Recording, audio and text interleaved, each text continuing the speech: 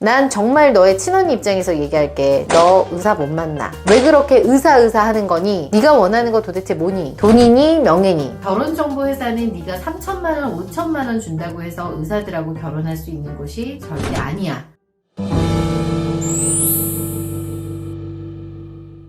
제가 10년 동안 결혼정보회사에서 일을 하면서 전략적으로 결혼을 아주 잘하는 사람들의 공통적인 특징을 봤거든요. 바로 회원분의 이야기인데요. 의사만 계속해서 만나다가 결국에는 사업하는 남자를 만나서 결혼한 여성에 관한 얘기를 해볼까 합니다.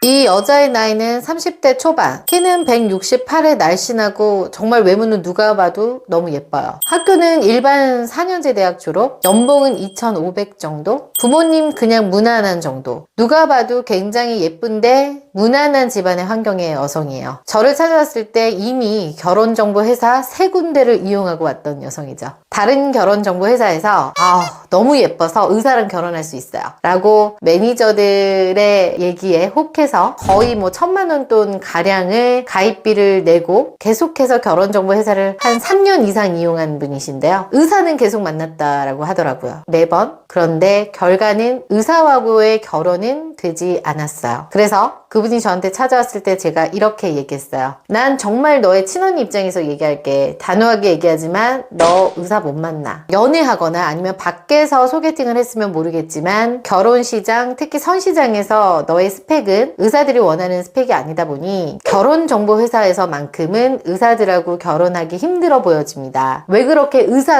하는 거니? 라고 물어봤더니 여자분이 딱 이렇게 솔직하게 얘기하더라고요. 주변에 의사들하고 결혼하는 친구들이 굉장히 많은데 그거를 보다 보니 자기의 눈높이가 거기에 높아져 있대요. 그래서 자기는 의사의 그 명예가 굉장히 탐이 난다라고 얘기를 하면서 한편으로는 의사는 돈을 많이 벌잖아요. 돈 많은 의사를 찾더라고요. 그래서 제가 이렇게 얘기했어요. 의사들 중에서도 돈이 많은 의사도 있지만 돈이 없는 의사들도 있다. 왜 너는 의사라고 다 돈이 많다라고 생각을 하냐. 너가 정말 경제력만 볼 거면 너 의사 만나기 힘들어, 내가 봤을 때. 차라리 경제력만 보자, 남자애. 그래서 그분은 그대로 제 얘기를 듣고 나이, 학력 이런 부분들을 조금씩 조율하다가 결국에는 50억 정말 넘는 괜찮은 경제력이 정말 좋은 남성하고 결혼을 했어요. 사업하시는 분. 그래서 저는 혹시 이거를 보고 있는 여성분들 중에 내가 정말 의사랑 결혼을 하려고 여기저기 결혼정보회사들을 전전긍긍하는 여성분들이 계시다면 이런 얘기를 언니가 해주고 싶네요. 일단 너의 현 상황부터 무조건 파악을 하고 선시장이잖아요, 어차피. 그렇기 때문에 조건을 안 볼 수가 없단 말이에요, 의사분들은. 그만큼의 경제력이 집이 있는 딸이거나 터무니없이 그냥 매니저들이 의사를 해준다고 하니까 만나러 다니는 건지 이거부터 꼼꼼하게 체크를 하길 바랄게요. 결혼정보 시장에 돈 200만원, 300만원 가입비 써가면서 내 인생을 한 번에 확 바꾸겠다고 생각하는 것 자체가 좀 이상한 생각이기도 하죠.